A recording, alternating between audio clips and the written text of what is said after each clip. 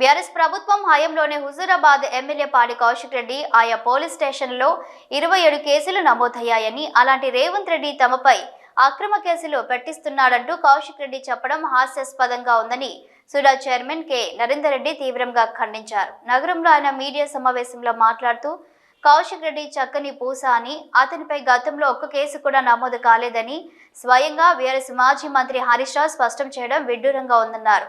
ప్రజా సమస్యలపై ప్రశ్నిస్తే రేవంత్ ప్రభుత్వం తమపై అక్రమ కేసులు బనాయిస్తున్నారంటూ పేర్కొనడం బాధాకరంగా ఉందన్నారు. టీఆర్ఎస్ ప్రభుత్వం హయాంలోనే అనేక భూ కబ్జాలు చేసిన ఘనత కౌశిక్ రెడ్డికే దక్కిందన్నారు. ఈ సమావేశంలో కాంగ్రెస్ పార్టీ నేతలు, కార్పొరేటర్లు పాల్గొన్నారు. అబద్ధాలతోటి, విష ప్రచారాలతోటి, అబద్ధపు ప్రచారాలతోటి ఇలా ఒక ముఠాగా ఏర్పడి ఒక ప్రణాళిక ప్రకారం ప్రభుత్వాన్ని బదనాం చేయడానికి ఈ దొంగల ముఠా బయలుదేరింది.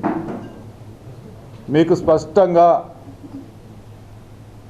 ఇవాళ ఈ దొంగల ముఠా చేసేటువంటి పనుల మీద మీకు స్పష్టంగా చూపిస్తా.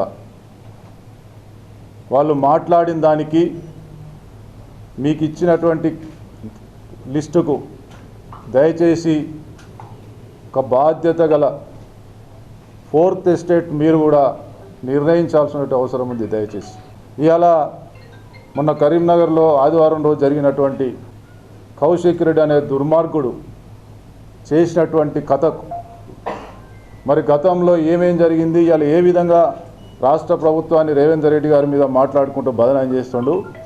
2013 నుంచి 2023 వరకు, 2014 నుంచి వాళ్ళే అధికారం ఉన్నారు కదా, వాళ్ళ బీఆర్ఎస్ అధికారం ఉన్నది కదా, టీఆర్ఎస్ 2014 నుంచి ఈ దొంగల ముఠాతోటి కలిసి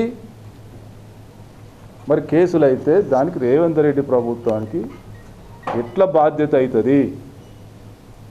మాట్లాడేటప్పుడు, మీడియా ముందు మాట్లాడేటప్పుడు మీ మీడియాను తప్పుదోవ పట్టియడం, ప్రజలను తప్పుదోవ పట్టియడం, ఎట్లా పడితే అట్లా ఏదో పడితే అది మాట్లాడితే ప్రజలు నమ్ముతారు అనుకోవడం ఈ దొంగల ముఠా చేస్తున్న పని.